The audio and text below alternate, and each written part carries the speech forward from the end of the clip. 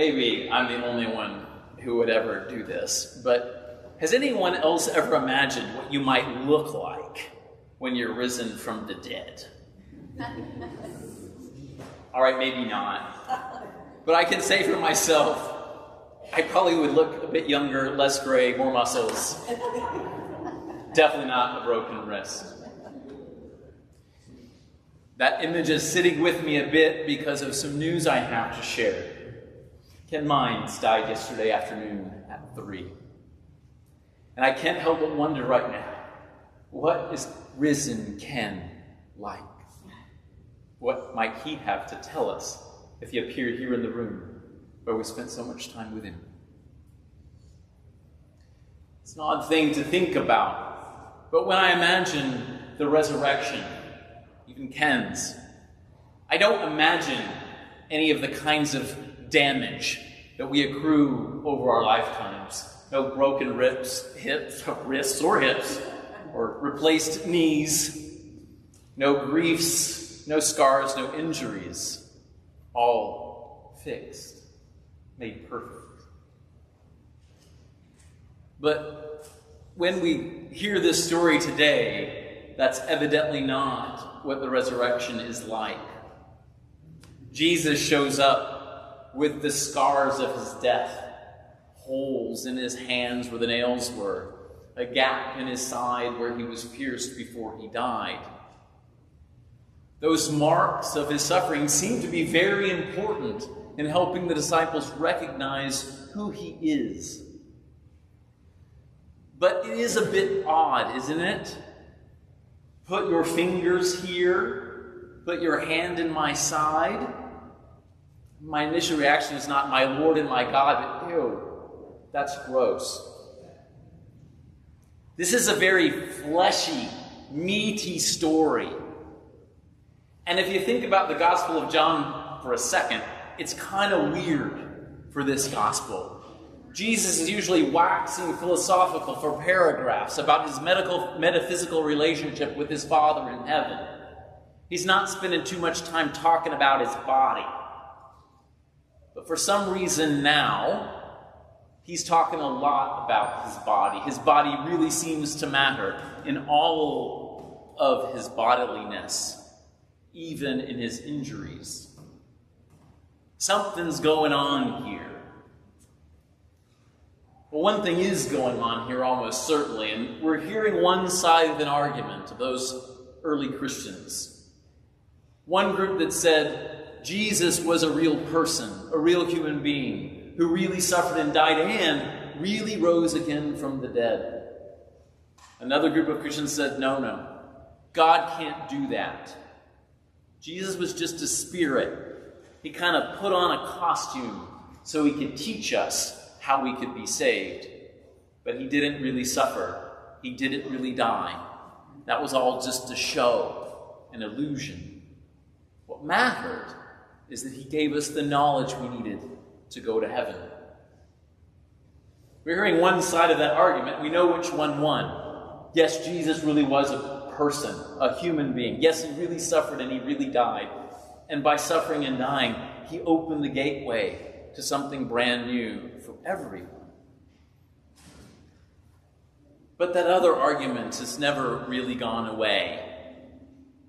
Sometimes we call them Gnostic Christians, and they reappear over time. Let's not talk about fleshiness. Let's not talk about bodies, because we don't really like those things, do we? Those are the things that cause us pain. Those are the things that sometimes get us into trouble. Wouldn't it be easier just to imagine ourselves as pure spirits? We don't really need to suffer, and if we do, it doesn't matter. Those injuries don't make any difference. All we need is to escape. Throw these stupid bodies away and go float around in heaven as pure spirits. I think I could get into that. To forget about all the pain that comes with broken bones or broken hearts or broken hips. To set aside the grief that comes with death, which we will surely be feeling in the next week or so and maybe long after that. To imagine that that doesn't really matter. It's not important. Just hang out for long enough, and if you believe in Jesus, you'll be gone into heaven. Of course, then again, doesn't that say that none of this really matters? That all of our struggles in life that make us who we are, not really that important. I'll just erase it when we get to heaven. If I'm thinking about Ken, I think he'd say something like, "What a load of nonsense." Do you think that Ken Mines, who spent his life trying to work out in government what the civil rights movement looked like, would say, "Sure, erase all that, please"? A man who constantly stood up for the dignity of being an African American person. Do you think he wants that erased in heaven? No. I'm sure he wants to experience the full risen blackness that he's tried to live his whole life. Do you think he'd want to have his time with us as he matured and became an elder in this community erased because he was old or sick? I doubt it very much. For some reason, I imagine that Ken wants to take all of that into glory with him and discover anew just what God had been doing in him all his life long. I wonder if the story of Thomas and Jesus, the story of Ken, now dead and risen, is somehow that the God that we worship, that we celebrate, and that we live into is not one that wants to make us perfect. It's the God that can draw life out of all of it. Out of all the broken bones and broken hearts, out of the sadness of life and its joys, the body parts, the breast lost to cancer, the brains that struggle their whole lives long with mental illness, that there is nothing in our human lives that God cannot draw life from and transform.